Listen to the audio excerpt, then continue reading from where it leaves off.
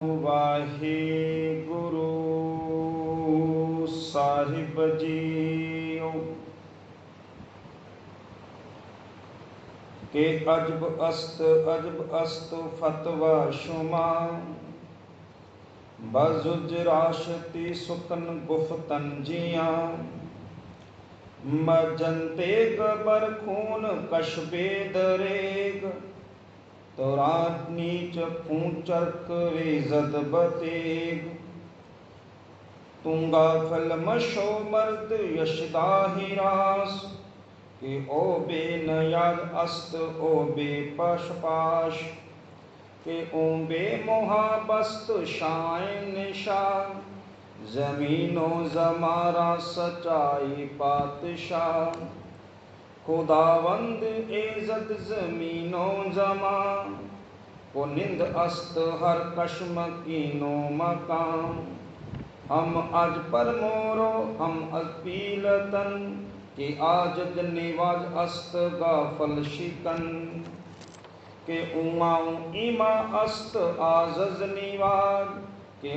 बे पपाश अस्त ओ बे नियाज के ओ बेनगू अस्त ओ बेचगू के ओ रहनुमा अस्त ओ रहनमू। तो ये पावन 75 नंबर तक आप उच्चारण किया जी। अजब अस्त ये कई थावां उत्ते दा पाठ अजब सत भी आया, पर ये अजब अस्त दो शब्दों का जोड़ है कि अजब अस्त फतवा शुमा बजुजरा यश रासती सुखन गुफ्तन जिया। हुण धन गुरु कलगीधर सतगुरु पातशाह जिवें जिथे आपां कल गल समाप्त की सी भी जिहड़ा बादशाह लखां हिंदुआं दा कतल करके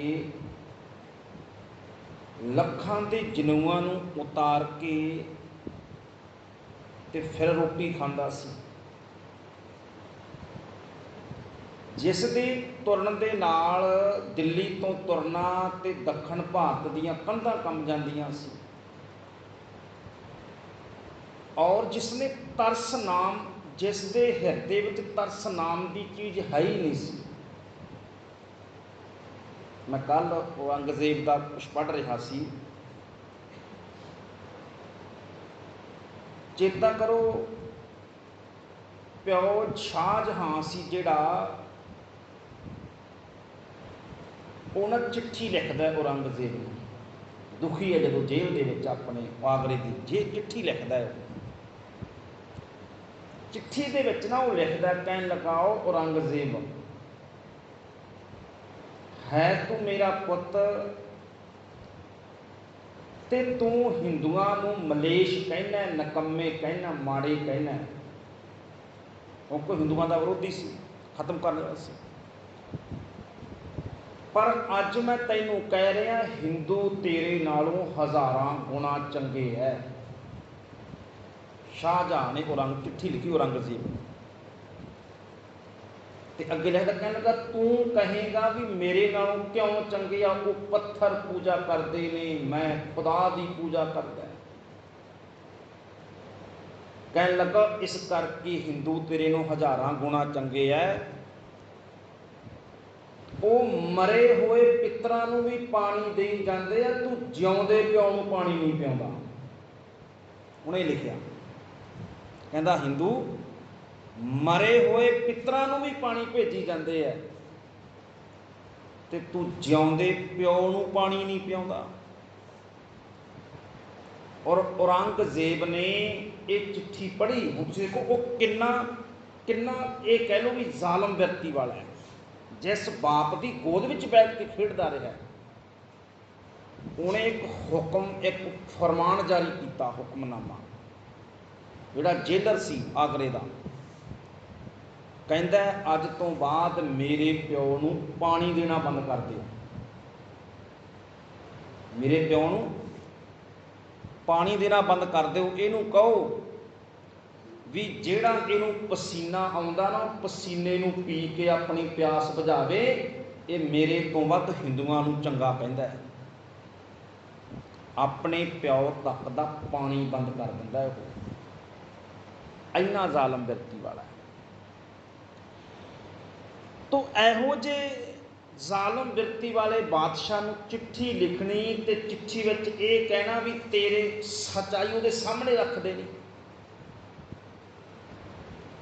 ਤੋ ਇਹ ਪਰਮਾਤਮਾ ਸਰੂਪ ਗੁਰੂ ਕਲਗੀਧਰ ਪਾਤਸ਼ਾਹੀ ਕਹਿ ਸਕਦੇ ਆ। ਇਹਨਾਂ ਜਿਹੜਾ ਬਚਨ ਤੁਸੀਂ ਦੇਖੋ ਨਾ, ਗੁਰੂ ਨਾਨਕ ਸਾਹਿਬ ਬਾਬਰ ਦੇ ਸਾਹਮਣੇ ਖੜੇ ਆ, ਉਹ ਇਤਿਹਾਸ ਦੁਹਰਾ ਰਿਹਾ ਹੈ ਆਪਣੇ ਆਪ ਨੂੰ। ਬਾਬਰ ਚੜ੍ਹ ਕੇ ਆਇਆ, ਲੱਖਾਂ ਪਠਾਨ ਉਹਨੇ ਮਾਰੇ, ਕਤਲ ਕੀਤੇ, ਜਨਸਰ ਸੋਹਣ ਪੱਟੀਆਂ, ਮੰਗੀ ਪਾਏ ਸਦੂਰ, ਸੇ ਸਿਰ ਕਾਤੀ ਮੁੰਨੀਆਂ, ਗਲ ਵਿੱਚ ਆਵੈ ਧੂਰ, ਮਹਿਲਾ ਅੰਦਰ ਹੁੰਦੀਆਂ, ਹੁਣ ਮਿਲਣ ਨਾ ਬਹਿਣ ਹਦੂਰ।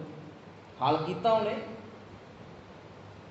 ਔਰ ਗੁਰੂ ਨਾਨਕ ਸਾਹਿਬ ਪਾਤਸ਼ਾਹ ਸਾਹਮਣੇ ਖੜੇ ਬਾਬਰ ਦੇ, ਔਰ ਸਾਹਮਣੇ ਖੜ ਕੇ ਇੱਕ ਬਚਨ ਉਚਾਰਨ ਕੀਤਾ, ਰਾਜੇਸ਼ੀ ਮੁਕੱਦਮ ਕੁੱਤੇ, ਜਾਏ ਜਗਾਇਨ ਬੈਠੇ ਸੁੱਤੇ, ਚਾਕਰ ਨੰਦਾ ਪਾਇਨ ਭਾਓ, ਰੱਤ ਪਿੱਤ ਕੁੱਤਿਓ ਚੱਟ ਜਾਓ, ਰਤਨ ਵਿਗਾੜ ਵਗੋਏ ਕੁੱਤੀ, ਮੋਇਆ ਸਾਰ ਨਾ ਕਾਈ।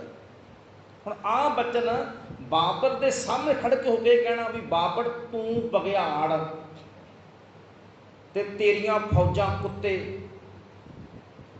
ਸਾਹਮਣੇ ਖੜੇ ਕੇ ਕਿਹਾ ਨਾ ਬਾਬਰ ਦੇ ਵੀ ਤੂੰ ਬਘਿਆੜ ਬਣ ਕੇ ਖਾ ਰਿਹਾ। ਪਹਿਲਾਂ ਬਘਿਆੜ ਖਾਂਦਾ, ਜਿਹੜੇ ਬਘਿਆੜ ਤੋਂ ਬਚ ਜਾਂਦਾ ਉਹਦੇ ਕੁੱਤੇ ਚੱਟ ਜਾਂਦੇ ਆ ਖੂਨ ਨੂੰ, ਤੇ ਤੂੰ ਵੀ ਖਾ ਰਿਹਾ, ਤੂੰ ਬਘਿਆੜ ਬਣ ਗਿਆ, ਤੇਰੇ ਨੌਕਰ ਜਿਹੜੇ ਤੇਰੀਆਂ ਸਿਪਾਹੀ ਨੇ ਉਹ ਕੁੱਤੇ ਬਣ ਕੇ ਚੱਟਦੇ ਪਏ ਨੇ, ਲੋਕਾਂ ਨੂੰ ਖਾਂਦੇ ਪਏ ਨੇ।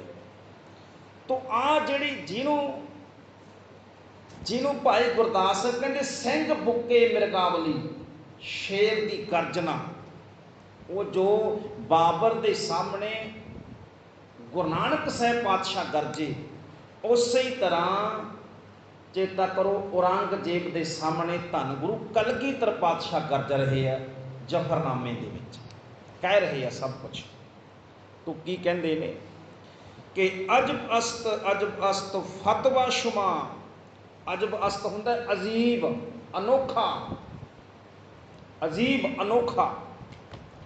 ਫਤਵਾ ਸ਼ੁਮਾ, ਫਤਵਾ ਮੈਨੇ ਤੇਰਾ ਧਾਰਮਿਕ ਫੈਸਲਾ। ਫਤਵਾ ਕੀ ਹੁੰਦਾ? ਫਤਵਾ ਕਾਜ਼ੀ ਸੁਣਾਉਂਦਾ ਹੁੰਦਾ। ਜਿਵੇਂ ਅਸੀਂ ਕਹਿੰਦੇ ਜੀ ਅਕਾਲ ਤਖਤ ਤੋਂ ਹੁਕਮਨਾਮਾ ਆਇਆ। ਹੁਣ ਅਸੀਂ ਜਦੋਂ ਕਿਸੇ ਲੀਡਰ ਦਾ ਹੁਕਮ, ਆਪਾਂ ਕਹਿੰਦੇ ਹਾਂ ਕਿਸੇ ਲੀਡਰ ਦਾ ਹੁਕਮ ਆਇਆ, ਪਰ ਜਦੋਂ ਅਕਾਲ ਤਖਤ ਤੋਂ ਆਉਂਦਾ ਆਰਡਰ ਕੋਈ, ਕਹਿੰਦੇ ਆ ਹੁਕਮਨਾਮਾ ਆਇਆ। ਹੁਕਮਨਾਮਾ ਦਾ ਕੀ ਅਰਥ ਹੈ? ਧਾਰਮਿਕ ਹੁਕਮ, ਧਾਰਮਿਕ ਫੈਸਲਾ। ਇਸੇ ਤਰ੍ਹਾਂ ਜਦੋਂ ਜਿਹੜੀ ਗੱਲ ਕਾਜ਼ੀ ਕਹਿੰਦਾ ਸੀ ਨਾ, ਉਹਨੂੰ ਕਹਿੰਦੇ ਫਤਵਾ। ਫਤਵਾ ਸੁਣਾ ਦਿੱਤਾ, ਭਾਵ ਕਿ ਧਰਮ ਨੂੰ ਆਧਾਰ ਬਣਾ ਕੀਤਾ ਗਿਆ ਫੈਸਲਾ, ਧਾਰਮਿਕ ਫੈਸਲਾ ਕਾਜ਼ੀ ਕਰਦਾ ਸੀ ਫਤਵਾ। ਫਤਵਾ ਸ਼ੁਮਾ, ਤੇਰਾ ਫਤਵਾ ਔਰੰਗਜ਼ੇਬ, ਤੇਰਾ ਫਤਵਾ ਬੜਾ ਅਜੀਬ ਹੈ, ਤੇਰਾ ਫਤਵਾ ਬੜਾ ਅਨੋਖਾ ਹੈ। ਕਦੇ ਤਖਤ ਉੱਤੇ ਬੈਠਾ ਰਾਜਾ ਵੀ ਇੱਦਾਂ ਦੇ ਫਤਵੇ ਸੁਣਾਉਂਦਾ ਹੁੰਦਾ? ਬੜੇ ਤੂੰ ਅਨੋਖੇ ਜੇ, ਬੜੇ ਅਜੀਬ ਜੇ ਫਤਵੇ ਸੁਣਾਉਣਾ ਤੂੰ, ਹੁਕਮ ਜਾਰੀ ਕਰਦਾ ਹੈ।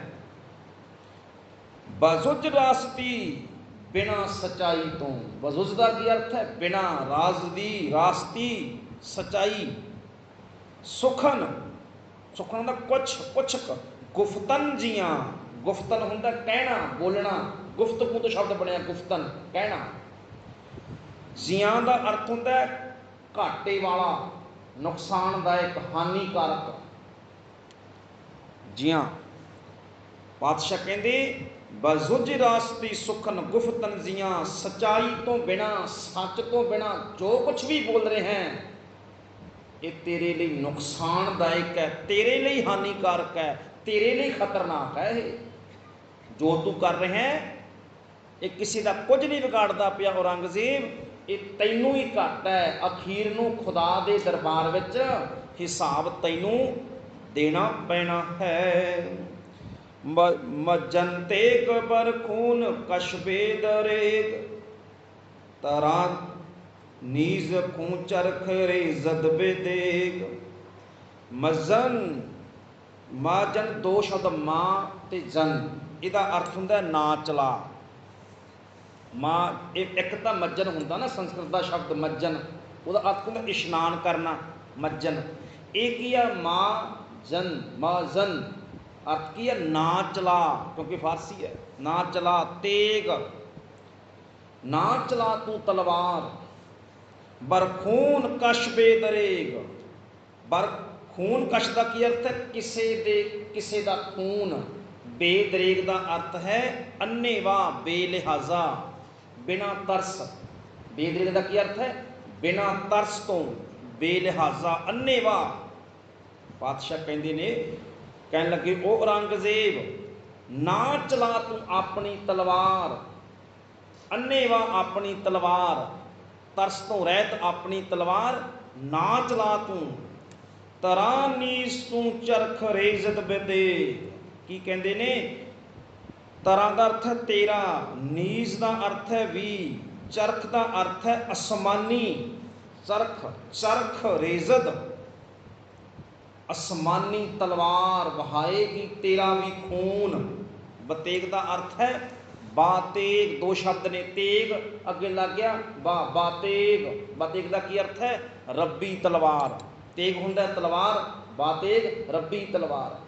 ਔਰੰਗਜ਼ੇਬ ਅੰਨਾ ਹੋ ਕੇ ਨਾ ਤਲਵਾਰ ਚਲਾ ਲੋਕਾਂ ਦੇ ਉੱਪਰ,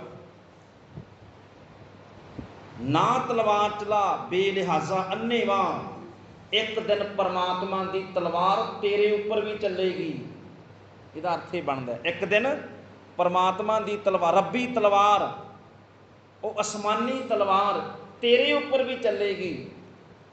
ਭਾਵ ਕਿ ਜਿਹੋ ਜੇ ਤੂੰ ਕਰਮ ਕਰ ਰਿਹਾ ਇਹੋ ਜੇ ਕਰਮ ਚੇਤਾ ਕਰੀ ਤੈਨੂੰ ਭੁਗਤਣੇ ਪੈਣਗੇ।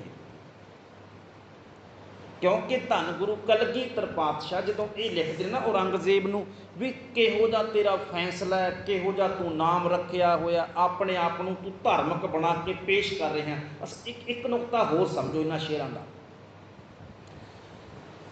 ਅਕਸਰ ਨਾ ਗੁਰਮੁਖੋ ਇਹ ਦੁਨੀਆ ਦੇ ਇਤਿਹਾਸ ਵਿੱਚ ਰਿਹਾ ਇਹ ਗੱਲ, ਵੀ ਜਿਹੜੇ ਖਾਸ ਕਰ ਇਸਲਾਮੀ ਜਗਤ ਵਿੱਚ ਤਾਂ ਇਹ ਰਿਹਾ, ਜਿਹੜੇ ਉੱਪਰਲੇ ਦੋ ਵਰਗ ਹੁੰਦੇ ਆ, ਵੈਸੇ ਤਾਂ ਇਹ ਜਿਹੜਾ ਸਨਾਤਨ ਮਤ ਸੀ ਇਹਦੇ ਵਿੱਚ ਵੀ ਰਿਹਾ ਤੇ ਇਸਲਾਮੀ ਵਿੱਚ ਵੀ ਰਿਹਾ, ਜਿਹੜੇ ਉੱਪਰਲੇ ਦੋ ਗਰੁੱਪ ਹੁੰਦੇ ਆ, ਉੱਪਰਲੇ ਦੋ ਵਰਗ, ਜਿਵੇਂ ਚਾਰ ਵਰਗ ਸਨਾਤਨ ਮਤ ਦੇ ਅੰਦਰ ਸੀ, ਬ੍ਰਾਹਮਣ ਖੱਤਰੀ ਸ਼ੂਦ ਤੇ ਵੈਸ਼।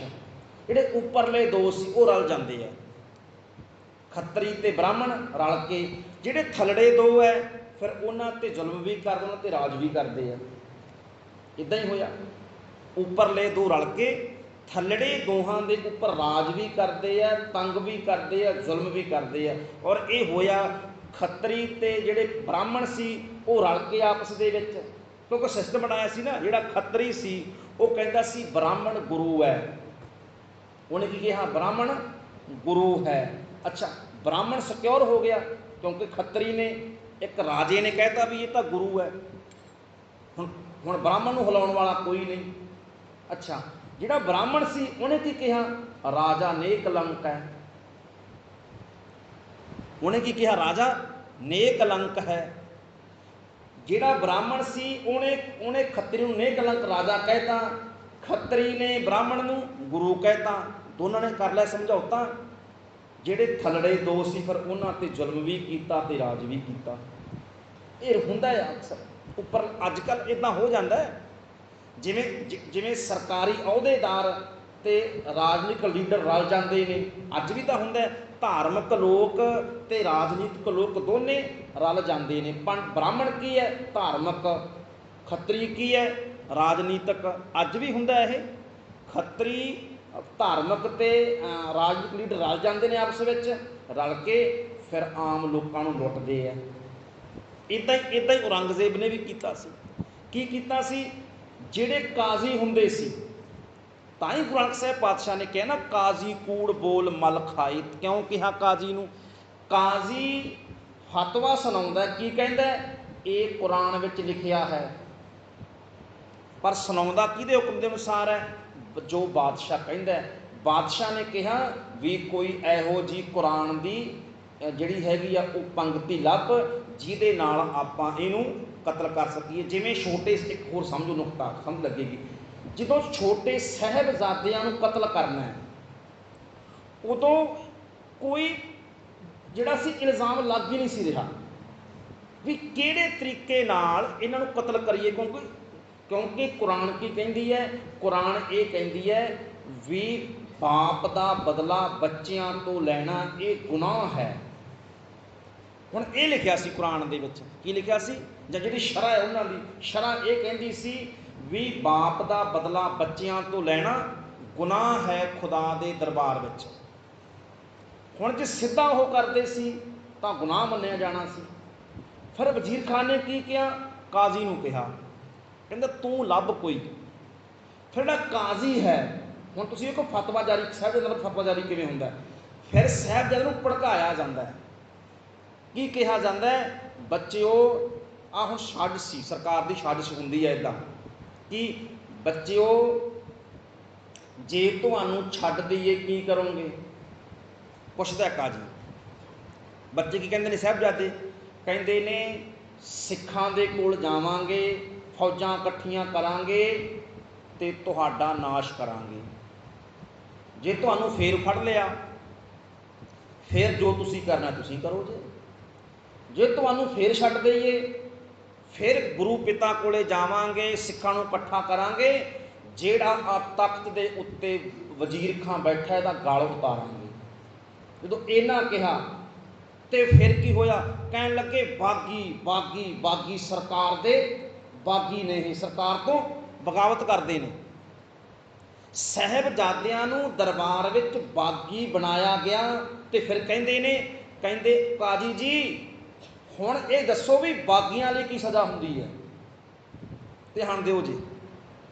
ਫਿਰ ਕੀ ਕਹਿੰਦੇ? ਕਹਿੰਦੇ ਹੁਣ ਦੱਸੋ ਵੀ ਸਰਕਾਰ ਦੇ ਬਾਗੀਆਂ ਲਈ ਕੀ ਸ਼ਰਅ ਕੀ ਕਹਿੰਦੀ ਹੈ? ਤੇ ਕਾਜ਼ੀ ਕਹਿੰਦਾ ਸਰਕਾਰ ਦੇ ਬਾਗੀਆਂ ਲਈ ਸ਼ਰਅ ਕਹਿੰਦੀ ਹੈ ਕਤਲ ਕਰ ਦਿੱਤਾ ਜਾਵੇ। ਫਿਰ ਕਹਿੰਦੇ ਕਤਲ ਕਰ ਦਿਓ ਬਾਗੀ ਨੇ। ਇਹ ਫਤਵਾ ਇਹਨੇ ਜਾਰੀ ਕੀਤਾ ਗਿਆ ਸਾਹਿਬਜ਼ਾਦਿਆਂ ਸਮੇਤ। ਇਹ ਸਮਝਣ ਵਾਲੀ ਗੱਲ ਹੁੰਦੀ ਹੈ। ਪਹਿਲਾਂ ਬਾਗੀ ਬਣਾਇਆ ਗਿਆ ਔਰ ਸਿੱਖਾਂ ਨਾਲ ਹਮੇਸ਼ਾ ਹੁੰਦਾ ਵੀ ਆਇਆ। ਪਹਿਲਾਂ ਸਿੱਖਾਂ ਨੂੰ ਦਬਾਇਆ ਗਿਆ, ਵਿਰੋਧ ਕੀਤਾ ਗਿਆ, ਫਿਰ ਕਹਿੰਦੇ ਅੱਤਵਾਦੀ ਕਹਿ ਕੇ ਮੁਕਾਬਲੇ ਬਣਾਏ ਗਏ। ਹੁੰਦਾ ਹੈ ਜੀ। ਤੇ ਇੱਦਾਂ ਕਰਕੇ ਇੱਦਾਂ ਹੀ ਧੰਨ ਗੁਰੂ ਕਲਗੀਧਰ ਪਾਤਸ਼ਾਹ ਇਹੀ ਔਰੰਗਜ਼ੇਬ ਨੂੰ ਬਚਨ ਕਹਿ ਰਹੇ ਨੇ, ਔਰੰਗਜ਼ੇਬ ਤੂੰ ਆਪਣੇ ਆਪ ਨੂੰ ਕਹਿਣਾ ਮੈਂ ਇਸਲਾਮ ਦਾ ਬਹੁਤ ਵੱਡਾ ਪੈਰੋਪਕਾਰ ਹਾਂ, ਮੈਂ ਮੁਹੰਮਦ ਸਾਹਿਬ ਤੇ ਯਕੀਨ ਕਰਦਾ ਹਾਂ, ਪਰ ਤੂੰ ਦੇਖ ਤੇਰੇ ਕਰਮ ਕਿੱਦਾਂ ਦੇ ਨੇ। ਤੂੰ ਕੀ ਚਲਾਕੀਆਂ, ਕੀ ਸਾਜ਼ਿਸ਼ਾਂ ਕੀਤੀਆਂ ਤੂੰ ਆਪਣੀ ਗੱਲ ਨੂੰ ਪੂਰਾ ਕਰਨ ਦੇ ਲਈ। ਇੱਦਾਂ ਕਰਕੇ ਤੇ ਉਹੀ ਜਿਹਨੂੰ ਗੁਰੂ ਗ੍ਰੰਥ ਸਾਹਿਬ ਪਾਤਸ਼ਾਹ ਕਹਿੰਦੇ ਨੇ ਕਿ ਜਿਨ ਮਨ ਹੋਰ ਮੁਖ ਹੋਰ ਸੇ ਕਾਂਢੇ ਕੱਚਿਆ, ਜਾਂ ਜਿਹਨੂੰ ਅਸੀਂ ਕਹਿੰਦੇ ਆ ਮਨ ਨਹੀਂ ਪ੍ਰੀਤ ਮੁਖੋਂ ਗੰਢ ਲਾਵਤ। ਔਰੰਗਜ਼ੇਬ ਉਹੀ ਕਰਦਾ ਪਿਆ ਹੈ, ਭਾਵ ਕਿ ਕੁਰਸੀ ਦੀ ਖਾਤਰ ਧਰਮ ਦੀ ਵਰਤੋਂ ਕਰਨੀ ਔਰੰਗਜ਼ੇਬ ਨੇ ਵੀ ਕੀਤੀ। ਤੋ ਇੱਦਾਂ ਕਰਕੇ ਤੋ ਪਾਤਸ਼ਾਹ ਕਹਿੰਦੇ ਨੇ ਮਜ਼ਨ ਤੇਗ ਬਰ ਖੂਨ ਕਸ਼ਬੇ ਦਰੇ ਤਰਾਨੀ ਜ ਤੂੰ ਚਰਖ ਰੇਜ਼ਦ ਬਦੇਗ। ਅੱਛਾ, ਅਸਮਾਨੀ ਤਲਵਾਰ, ਉਸ ਪਰਮਾਤਮਾ ਖੁਦਾ ਦੀ ਤਲਵਾਰ ਇੱਕ ਦਿਨ ਤੇਰਾ ਵੀ ਖੂਨ ਵਹਾਏਗੀ। ਜੋ ਤੂੰ ਲੋਕਾਂ ਨਾਲ ਕਰਦਾ ਪਿਆ, ਜੋ ਬੀਜਦਾ ਪਿਆ, ਤੈਨੂੰ ਵੱਢਣਾ ਪਏਗਾ। ਔਰੰਗਜ਼ੇਬ ਨਾ ਤਲਵਾਰ ਚਲਾ, ਨਾ ਲੋਕਾਂ ਦੇ ਉੱਤੇ ਜ਼ੁਲਮ ਕਰ। ਅਗਲਾ ਬਚਨ ਤੂੰ ਗਾਫਲ ਮਸ਼ੋ ਮਰਦ ਯਸਦਾ ਹੀ ਰਾਸ ਕੇ ਓ ਬੇਨਿਆਜ਼ ਅਸਤ ਓ ਬੇਪਸ਼ਪਾਸ਼। ਤੂੰ ਗਾਫਲ, ਤੂੰ ਅਵੇਸਲਾ। ਗਾਫਲ ਕੀ ਹੁੰਦੇ ਨੇ? ਅਵੇਸਲਾ, ਸੁਸਤ, ਢਿੱਲਾ। ਤੂੰ ਅਵੇਸਲਾ ਹੋਇਆ ਪਿਆ ਉਸ ਪਰਮਾਤਮਾ ਦੇ ਖੁਦਾ ਦੇ ਹੁਕਮ ਤੋਂ, ਅਵੇਸਲਾ ਹੋਇਆ ਪਿਆ। ਮਸ਼ੋ ਮਰਦ, ਤੂੰ ਮਰਦ ਨਹੀਂ ਹੈ। ਯਸ਼ਦਾ ਹੀ ਰਾਸ਼, ਯਸ਼ਦਾ ਹਰਾਸ, ਭੈ। ਹਰਾਸ ਕੀ ਹੁੰਦਾ? ਡਰਾਉਣ ਵਾਲਾ, ਭੈ ਕਰਨ ਵਾਲਾ। ਕਹਿਣ ਲੱਗੇ ਰੱਬ ਦੇ ਬੰਦਿਆਂ ਨੂੰ ਡਰਾ ਨਾ, ਰੱਬ ਦੇ ਬੰਦਿਆਂ ਨੂੰ ਡਰਾ ਨਾ, ਧਮਕਾ ਨਾ। ਤੂੰ ਅਵੇਸਲਾ ਹੋ ਗਿਆ, ਤੂੰ ਜਾਣ ਬੁੱਝ ਕੇ ਸੁੱਤਾ ਪਿਆ ਹੈ ਔਰੰਗਜ਼ੇਬ ਕਿ ਉਹ ਬੇਨਿਆ ਅਸ਼ਤ ਉਹ ਬੇਸ਼ਪਾਸ਼। ਕੀ ਕਹਿੰਦੇ ਨੇ? ਇੱਛਾ। ਬੇਨਿਆਜ਼ ਅਸਤ ਦਾ ਕੀ ਅਰਥ ਹੁੰਦਾ? ਇੱਛਾ ਰਹਿਤ ਪਰਮਾਤਮਾ, ਜਿਹੜਾ ਉਹ ਪਰਮਾਤਮਾ ਹੈ ਉਹ ਇੱਛਾ ਰਹਿਤ ਹੈ, ਉਹ ਵਡਿਆਈ ਤੋਂ ਰਹਿਤ ਹੈ, ਉਹ ਬੇਸ਼ਪਾਸ਼, ਬੇਸ਼ਪਾਸ਼ ਦਾ ਅਰਥ ਹੁੰਦਾ ਖੁਸ਼ਾਮਦ ਰਹਿਤ, ਵਡਿਆਈ ਰਹਿਤ। ਉਹ ਜਿਹੜਾ ਪਰਮਾਤਮਾ ਹੈ ਉਹ ਇਨਸਾਫ ਕਰਨ ਵਾਲਾ ਹੈ, ਉਹ ਇੱਛਾ ਤੋਂ ਰਹਿਤ ਹੈ, ਉਹ ਖੁਸ਼ਾਮਦ ਤੋਂ ਰਹਿਤ ਹੈ। ਇਹ ਚੇਤਾ ਕਰੋ ਜੀ, ਬੇਨਿਯਾਦ ਅਸਤ, ਇਹ ਜਿਹੜਾ ਇਹ ਤਿੰਨ ਸ਼ਬਦ ਨੇ, ਬੇਨਿਯਾਦ ਅਸਤ, ਬੇਸ਼ਿਪਾਸ਼, ਬੇਨਿਯਾਦ ਅਸਤ ਦਾ ਅਰਥ ਹੁੰਦਾ ਇੱਛਾ ਰਹਿਤ, ਬੇਸਿਪਾਸ ਦਾ ਅਰਥ ਹੁੰਦਾ ਖੁਸ਼ਾਮਦ ਰਹਿਤ। ਪਾਤਸ਼ਾਹ ਕਹਿੰਦੇ ਨੇ ਉਹਨੂੰ ਕੋਈ ਭੁੱਖ ਸ਼ਾਮਤਾਂ ਤੋਂ ਉੱਪਰ ਹੈ, ਉਹ ਬੇਪਰਵਾਹ ਹੈ, ਉਹ ਸਭ ਦਾ ਮਾਲਕ ਹੈ। ਕਿ ਓ ਬੇਮੁਸਾ ਅਸਤ ਸ਼ਾਨ ਸ਼ਾਹ, ਜ਼ਮੀਨੋ ਜ਼ਮਾਰਾ ਸਚਾਈ ਪਾਤਸ਼ਾਹ। ਉਹ ਬੇਮੁਹਾਬਸਤ, ਬੇਮੁਹਾਬਸਤ, ਅੱਖਰ ਜਦੋਂ ਅਸੀਂ ਕਰਾਂਗੇ ਨਾ, ਬੇਮੁਹਾਬਸਤ ਦਾ ਅਰਥ ਕੀ ਹੁੰਦਾ? ਡਰ ਰਹਿਤ। ਉਹ ਪਰਮਾਤਮਾ ਡਰ ਰਹਿਤ ਹੈ, ਉਹਨੂੰ ਕਿਸੇ ਦਾ ਡਰ ਨਹੀਂ ਹੈ ਪਰਮਾਤਮਾ ਨੂੰ। ਔਰ ਸ਼ਾਨ ਸ਼ਾਹ, ਉਹ ਸ਼ਾਹਾਂ ਦਾ ਸ਼ਾਹ, ਰਾਜਿਆਂ ਦਾ ਰਾਜਾ ਹੈ ਇੱਕ ਪਰਮਾਤਮਾ। ਜ਼ਮੀਨੋ ਜ਼ਮਾਂ ਦਾ ਕੀ ਅਰਥ ਹੁੰਦਾ? ਜ਼ਮੀਨੋਂ ਦਾ ਅਰਥ ਹੁੰਦਾ ਧਰਤੀ, ਜ਼ਮਾਂ ਦਾ ਅਰਥ ਹੁੰਦਾ ਆਕਾਸ਼, ਜਿਹਨੂੰ ਅਸੀਂ ਕਹਿੰਦੇ ਹਾਂ ਅਰਸ਼ ਤੋਂ ਲੈ ਕੇ ਫਰਸ਼ ਤੱਕ, ਫਰਸ਼ ਤੋਂ ਲੈ ਕੇ ਅਰਸ਼ ਤੱਕ, ਜ਼ਮੀਨ ਤੋਂ ਲੈ ਕੇ ਆਕਾਸ਼ ਤੱਕ। ਰਾ ਸਚਾਏ ਪਾਤਸ਼ਾਹ, ਉਹ ਪਾਤਸ਼ਾਹ ਸੱਚਾ ਹੈ। ਅਰਥ ਕੀ ਬਣਦਾ ਇਹਦਾ? ਇਹਦਾ ਅਰਥ ਇਹ ਬਣਦਾ, ਐ ਔਰੰਗਜ਼ੇਬ, ਉਹ ਪਰਮਾਤਮਾ ਨਿਰਭਉ ਨਿਰਵੈਰ ਹੈ, ਉਹ ਖੁਸ਼ਾਮਤਾਂ ਤੋਂ ਉੱਪਰ ਹੈ, ਉਹ ਅਰਸ਼ ਤੇ ਫਰਸ਼ ਦਾ ਸਭ ਦਾ ਸੱਚਾ ਸੁਆਮੀ ਹੈ। ਤੇ ਔਰੰਗਜ਼ੇਬ ਚੇਤਾ ਕਰੀ, ਤੂੰ ਆਪਣੇ ਆਪ ਨੂੰ ਤਖਤ ਉੱਤੇ ਬੈਠਾ ਬਾਦਸ਼ਾਹ ਜ਼ਰੂਰ ਕਹਾਉਣਾ, ਪਰ ਅਸਲ ਦੁਨੀਆ ਦਾ ਬਾਦਸ਼ਾਹ ਸ਼ਹਿਨਸ਼ਾਹ ਤੇ ਉਹ ਕੇਵਲ ਇੱਕ ਖੁਦਾ ਹੈ। ਤੇ ਮੈਂ ਉਸ ਖੁਦਾ ਦਾ ਉਸ ਖੁਦਾ ਦੇ ਸ਼ਰਨ ਦੇ ਵਿੱਚ ਹਾਂ। ਇਸ ਕਰਕੇ ਉਹ ਪਰਮਾਤਮਾ ਖੁਦਾ ਤੇਰੇ ਤੋਂ ਵੱਡਾ, ਉਹ ਮੇਰੇ ਸਿਰ ਦੇ ਉੱਪਰ ਹੈ। ਖੁਦਾਵੰਦ ਏਜ਼ਦ ਜ਼ਮੀਨੋ ਜ਼ਮਾਂ, ਕੋ ਨਿੰਦ ਅਸਤ ਹਰ ਕਸ਼ਮ ਕੀਨੋ ਮਕਾਨ। ਉਹ ਪਰਮੇਸ਼ਰ ਖੁਦਾਵੰਦ ਕਰਤਾ ਹੈ, ਜੋ ਕਰਤਾਰ ਖੁਦਾ, ਖੁਦਾਵੰਦ ਏਜ਼ਦ ਮਾਲਕ। ਇਸ ਦਾ ਕੀ ਅਰਥ ਹੈ? ਮਾਲਕ। ਜ਼ਮੀਨੋ ਜ਼ਮਾਂ, ਧਰਤੀ ਤੋਂ ਲੈ ਕੇ ਆਕਾਸ਼ ਤੱਕ ਸਭ ਥਾਵਾਂ ਦਾ ਉਹ ਮਾਲਕ। ਅਰਥ ਕੀ ਬਣਿਆ? ਤੂੰ ਝੂਠਾ ਮਾਲਕ ਹੈ, ਤੂੰ ਕੇਵਲ ਇੱਕ ਛੋਟੀ ਜੀ ਜ਼ਮੀਨ ਦੇ ਟੁਕੜੇ ਉੱਤੇ ਹੁਕਮ ਚਲਾ ਕਹਿੰਦਾ ਮੈਂ ਇੱਥੋਂ ਦਾ ਮਾਲਕ ਹਾਂ। ਪਰ ਔਰੰਗਜ਼ੇਬ, ਅਸਲ ਵਿੱਚ ਇਹ ਕੇਵਲ ਤੇਰਾ ਭੁਲੇਖਾ ਹੈ। ਸੱਚਾ ਮਾਲਕ ਉਹ ਹੈ ਜਿਹਦਾ ਹੁਕਮ ਅਸਮਾਨ ਤੋਂ ਲੈ ਕੇ ਜ਼ਮੀਨ ਤੱਕ ਹਰ ਥਾਂ ਤੇ ਚੱਲਦਾ ਹੈ। ਕੋਨਿੰਦ ਅਸਤ, ਕੋਨਿੰਦਹਾ ਅਸਤ ਦਾ ਅਰਥ ਕੀ ਹੁੰਦਾ? ਉਹ ਪਰਮਾਤਮਾ ਜਿਹੜਾ ਕਰਮ ਕਰਨ ਵਾਲਾ ਹੈ, ਜੋ ਸਭ ਦੇ ਕੰਮ ਕਰਨ ਵਾਲਾ ਹੈ। ਹਰ ਕਸ਼ਮ ਕੀਨੋ ਮਕਾਨ, ਉਹ ਸਾਰੀਆਂ ਥਾਵਾਂ ਤੇ ਮਕੀ ਉਹ ਮਕਾਨ, ਤਿੰਨ ਅੱਖਰ ਨੇ, ਮਕੀ ਉਹ ਮਕਾਨ। ਧਰਤੀ ਤੇ ਰਹਿਣ ਵਾਲੇ, ਹਰ ਥਾਂ ਦੇ ਉੱਤੇ ਰਹਿਣ ਵਾਲੇ ਜਿਹੜੇ ਮਨੁੱਖ ਨੇ, ਉਹਨਾਂ ਦੀ ਰੱਖਿਆ ਕਰਦਾ ਹੈ। ਹਮ ਅਜ਼ਬ ਪਰ ਮੋਰੋ ਹਮ ਪੀਲਤਨ, ਕੇ ਆਜ਼ਿਦ ਨਿਵਾਜ ਅਸਤ ਗਾਫਲ ਸ਼ਿਕਨ।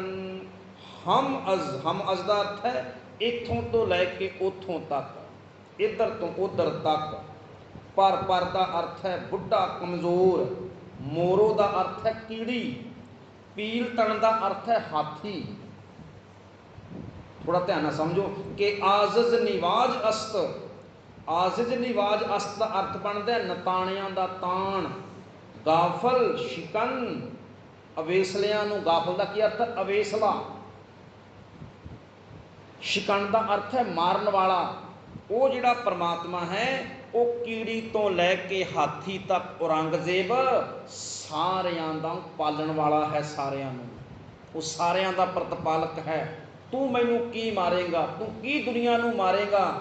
ਤੇਰੇ ਤੋਂ ਵੱਡਾ ਉਹ ਪਰਮਾਤਮਾ ਪ੍ਰਤਪਾਲਕ, ਸਭ ਨੂੰ ਬਚਾਉਣ ਵਾਲਾ ਹੈ, ਜਿਹੜਾ ਕੀੜੀ ਤੋਂ ਲੈ ਕੇ ਹਾਥੀ ਤੱਕ ਸਭ ਦੇ ਅੰਦਰ ਬੈਠ ਕੇ ਉਹਨਾਂ ਦੀ ਪਾਲਣਾ ਕਰਦਾ ਹੈ। ਕਿ ਆਜ਼ਿਜ਼ ਨਿਵਾਜ ਅਸਤ ਗਾਫਲ ਸ਼ਿਕਨ, ਉਹ ਗਰੀਬਾਂ ਨੂੰ ਨਵਾਜਣ ਵਾਲਾ ਹੈ ਤੇ ਤੇਰੇ ਵਰਗੇ ਗਾਫਲਾਂ ਨੂੰ, ਅਵੇਸਲਿਆਂ ਨੂੰ ਮਾਰਨ ਵਾਲਾ, ਸੋਧਣ ਵਾਲਾ, ਸਜ਼ਾ ਦੇਣ ਵਾਲਾ ਹੈ। कि ऊआ चू इमाम मस्त आजिज निवाज कि ऊं बेसपास अस्त ओ बेनियाज। ਇਹਦਾ ਪਾਤਸ਼ਾਹ ਕਹਿੰਦੇ ਨੇ ਕਿ ਊਆ ਉਸਦਾ ਕਿ ਉਰਾ ਚੂ ਇਮਾ ਅਸਤ ਆਜ਼ਿਜ਼ ਨਿਵਾਜ। ਇਮਾ ਅਸਤ ਦਾ ਅਰਥ ਹੁੰਦਾ ਉਸ ਦਾ ਨਾਮ, ਆਜ਼ਿਜ਼ ਨਿਵਾਜ ਉਸ ਦਾ ਨਾਮ, ਆਜ਼ਿਜ਼ ਨਿਵਾਜ ਦਾ ਅਰਥ ਹੁੰਦਾ ਨਿਮਾਣਿਆਂ ਦਾ ਮਾਣ। ਨਿਮਾਣ ਉਹ ਪਰਮਾਤਮਾ ਜਿਹੜਾ ਹੈ ਉਹਨੂੰ ਦੁਨੀਆ ਦੇ ਲੋਕ ਨਿਮਾਣਿਆਂ ਦਾ ਮਾਣ ਕਹਿੰਦੇ ਨੇ, ਦੀਨਾਂ ਦੀ ਰੱਖਿਆ ਕਰਨ ਵਾਲਾ ਕਹਿੰਦੇ ਹਨ। ਕਿ ਉਹ ਬੇਸਪਾਸ, ਬੇਸਪਾਸ ਕੀ ਹੁੰਦਾ? ਵਡਿਆਈ ਰਹਿਤ, ਖੁਸ਼ਾਮਦ ਰਹਿਤ। ਅਸਤ ਉਹ ਬੇਨਿਜ਼ਾ, ਬੇਨਿਆਜ਼। ਬੇਨਿਆਜ਼ ਦਾ ਅਰਥ ਹੁੰਦਾ ਇੱਛਾ ਰਹਿਤ, ਬੇਪਰਵਾਹ। ਜਿਹੜਾ ਉਹ ਪਰਮਾਤਮਾ ਹੈ, ਉਹ ਪਰਮਾਤਮਾ ਖੁਸ਼ਾਮਦ ਤੋਂ ਦੂਰ ਹੈ, ਉਹ ਬੇਪਰਵਾਹ ਹੈ। ਤੇ ਮੈਂ ਉਸ ਬੇਪਰਵਾਹ ਪਰਮਾਤਮਾ ਦੀ ਸ਼ਰਨ ਵਿੱਚ ਹਾਂ। ਤੇ ਜੇ ਉਹ ਖੁਦਾ ਬੇਪਰਵਾਹ ਹੈ ਤੇ ਫਿਰ ਮੈਂ ਵੀ ਉਸ ਨੂੰ ਪੂਜਣ ਵਾਲਾ ਹੈ। ਔਰੰਗਜ਼ੇਬ ਮੈਨੂੰ ਵੀ ਕਿਸੇ ਦੀ ਪਰਵਾਹ ਨਹੀਂ ਹੈ। ਇਹਦਾ ਅਰਥ ਇਹ ਬਣਦਾ। ਪਾਤਸ਼ਾਹ ਇਹ ਕਹਿ ਰਹੇ ਨੇ ਔਰੰਗਜ਼ੇਬ ਨੂੰ ਵੀ ਮੈਂ ਤਾਂ ਉਸ ਬੇਪਰਵਾਹ ਦੀ ਪੂਜਾ ਕਰਨ ਵਾਲਾ ਹੈ, ਮੈਂ ਤਾਂ ਉਸ ਨਿਮਾਣਿਆਂ ਦੇ ਮਾਣ ਦੀ ਆਰਾਧਨਾ ਕਰਨ ਵਾਲਾ ਹਾਂ, ਮੈਂ ਤਾਂ ਉਸ ਨਤਾਣਿਆਂ ਦੇ ਤਾਣ ਦੀ ਆਰਾਧਨਾ ਕਰਨ ਵਾਲਾ ਹਾਂ ਔਰੰਗਜ਼ੇਬ। ਤੇ ਜੇ ਉਹ ਨਿਮਾਣਿਆਂ ਦਾ ਮਾਣ ਹੈ ਤੇ ਫਿਰ ਮੈਂ ਵੀ ਨਿਮਾਣਿਆਂ ਦਾ ਮਾਣ ਹਾਂ। ਜੇ ਉਹ ਨਤਾਣਿਆਂ ਦਾ ਤਾਣ ਹਾਂ ਤੇ ਮੈਂ ਵੀ ਉਹਦਾ ਸੇਵਕ ਨਤਾਣਿਆਂ ਦਾ ਤਾਣ ਹਾਂ। ਜੇ ਉਹ ਪਰਮਾਤਮਾ ਬੇਪਰਵਾਹ ਹੈ ਤੇ ਉਹਦੀ ਬੰਦਗੀ ਕਰਨ ਵਾਲਾ ਹਾਂ ਮੈਂ, ਇਸ ਕਰਕੇ ਮੈਨੂੰ ਵੀ ਤੇਰੀ ਕੋਈ ਪਰਵਾਹ ਨਹੀਂ ਹੈ। ਇਹਦਾ ਅਰਥ ਇਹ ਬਣਦਾ। ਪਰਮਾਤਮਾ ਦੀ ਸਿਫਤਾਂ ਕਿਉਂ ਕਰਦੇ ਪਏ ਨੇ ਗੁਰੂ ਕਲਗੀਧਰ ਪਾਤਸ਼ਾਹ? ਦੋ ਗੱਲਾਂ ਕਰਦੇ ਪਏ ਨੇ। ਇੱਕ ਤਾਂ ਔਰੰਗਜ਼ੇਬ ਤੂੰ ਕਹਿੰਦਾ ਮੈਂ ਮਾਲਕ ਹਾਂ ਪਰ ਤੂੰ ਝੂਠਾ ਹੈ, ਮਾਲਕ ਖੁਦਾ ਹੈ। ਜਿਹਨੂੰ ਗੁਰੂ ਤੇਗ ਬਹਾਦਰ ਸਾਹਿਬ ਪਾਤਸ਼ਾਹ ਨੇ ਕਿਹਾ ਨਾ, ਭੈ ਕਾਹੂ ਕੋ ਦੇਤ ਨੈ ਨੈ ਪੈ ਮਾਨਤ ਆਣ, ਉਹੀ ਗੱਲ ਗੁਰੂ ਕਲਗੀਧਰ ਪਾਤਸ਼ਾਹ ਕਹਿ ਰਹੇ ਹਨ। ਅਗਲਾ ਬਚਨ ਕਿ ਉਹ ਬੇਨੰਗੂ ਅਸਤ ਉਹ ਬੇਚਗੂ ਕਿ ਉਹ ਰਹਿਨੁਮਾ ਅਸਤ ਉਹ ਰਹਿਨਮੂ। ਕਿ ਉਹ ਜੋ ਉਹ ਪਰਮਾਤਮਾ ਹੈ ਬੇਨਗੂ ਨਾ ਝੁਕਣ ਵਾਲਾ। ਬੇਨਗੂ ਦਾ ਕੀ ਅਰਥ ਹੈ? ਨਾ ਝੁਕਣ ਵਾਲਾ। ਅਸਤ ਉਹ ਬੇਚਗੂ, ਬੇਚਗੂ ਦਾ ਅਰਥ ਅਦੁੱਤੀ, ਅਨੋਖਾ। ਉਹ ਸਾਰਿਆਂ ਤੋਂ ਅਦੁੱਤੀ ਹੈ ਪਰਮਾਤਮਾ, ਉਹ ਸਾਰਿਆਂ ਤੋਂ ਅਨੋਖਾ ਹੈ ਖੁਦਾ। ਕਿ ਉਹ ਰਹਿਨੁਮਾ, ਰਹਿਨੁਮਾ ਕੀ ਹੁੰਦਾ? ਰਾਹ ਦੱਸਣ ਵਾਲਾ। ਰਹਿਨੁਮਾ ਰਾਹ ਦੱਸਣ ਵਾਲਾ ਹੈ। ਅਸਤ ਉਹ ਰਹਿਨੁਮੂ, ਰਾਹ ਦਿਖਾਉਣ ਵਾਲਾ। ਉਹ ਪਰਮਾਤਮਾ ਹੈ, ਉਹ ਰਾਹ ਦੱਸਣ ਵਾਲਾ ਹੈ। ਉਹੀ ਪਰਮਾਤਮਾ ਰਾਹ ਦਿਖਾਉਣ ਵਾਲਾ ਹੈ ਔਰੰਗਜ਼ੇਬ। ਅਰਥ ਕੀ ਬਣਿਆ ਇਹਦਾ? ਕਿ ਉਹ ਕਿਸੇ ਦੇ ਅਧੀਨ ਨਹੀਂ ਹੈ, ਉਸ ਵਰਗਾ ਕੋਈ ਹੋਰ ਨਹੀਂ ਹੈ, ਉਹ ਅਦੁੱਤੀ ਹੈ, ਉਹ ਸਭ ਨੂੰ ਰਾਹ ਦਿਖਾਉਣ ਵਾਲਾ ਤੇ ਰਾਹ ਦੱਸਣ ਵਾਲਾ ਹੈ। ਅਰਥ ਇਹਦਾ ਅਰਥ ਕੀ ਬਣਦਾ ਹੈ? ਅਰਥ ਇਹ ਬਣਦਾ ਗੁਰੂ ਕਲਗੀਧਰ ਪਾਤਸ਼ਾਹ ਕਹਿ ਰਹੇ ਨੇ ਔਰੰਗਜ਼ੇਬ ਮੈਨੂੰ ਪਰਮਾਤਮਾ ਖੁਦ ਰਾਹ ਦਿਖਾਉਣ ਵਾਲਾ ਹੈ, ਉਹ ਮੈਨੂੰ ਪਰਮਾਤਮਾ ਹੀ ਰਾਹ ਦਿਖਾ ਰਿਹਾ ਹੈ। ਜਿਸ ਰਸਤੇ ਦੇ ਉੱਤੇ ਮੈਂ ਚੱਲ ਰਿਹਾ ਹਾਂ ਉਹ ਰਸਤਾ ਦੱਸਣ ਵਾਲਾ ਵੀ ਕੇਵਲ ਉਹ ਪਰਮਾਤਮਾ ਹੈ। ਇਸ ਕਰਕੇ ਮੈਂ ਉਸੇ ਰਸਤੇ ਤੇ ਚੱਲ ਰਿਹਾ ਹਾਂ ਜਿਹੜਾ ਰਸਤਾ ਮੈਨੂੰ ਪਰਮਾਤਮਾ ਨੇ ਦਿਖਾਇਆ ਹੈ।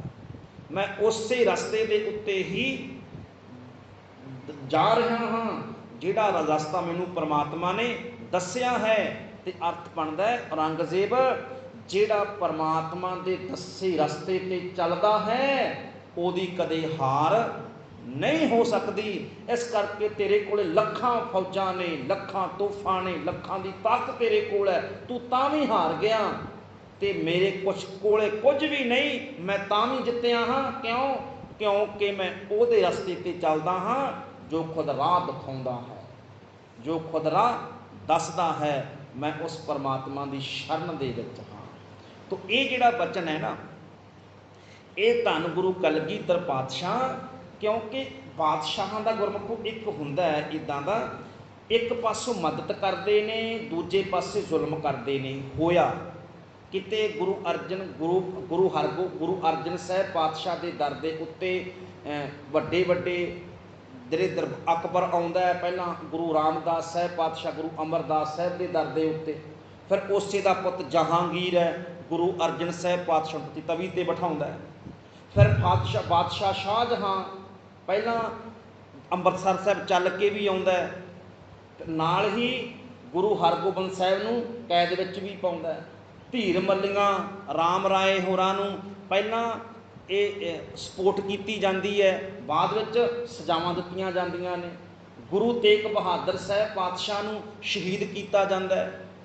इदां करके भाव के नाल नाल डराया भी जाता है, नाल नाल जिहड़ा सी वो लाख दिते जाते हैं। पर गुरु कलगीधर पातशाह कहते हैं, मैनू तां राह दिखाउण वाला मेरा केवल एक खुदा है, मैं तेरियां चालां विच भी नहीं आया, मैनू ते वो परमात्मा की अगवाई प्रवान है। औरंगजेब मैं उसके हुक्म के उत्ते चलण वाला हाँ, इस करके सब कुछ हुंदियां तू हार गया, मैं सब कुछ वार के भी जित गया हाँ। तो ये 75 नंबर तक विचार हुई है जी। सतगुरु पातशाह कृपा करन। अगली विचार आपां इत्थों ही 76 नंबर तो अगे चलांगे कल नूं। फतेह बुलाओ। वाहिगुरू जी का खालसा, वाहिगुरू जी की फतेह।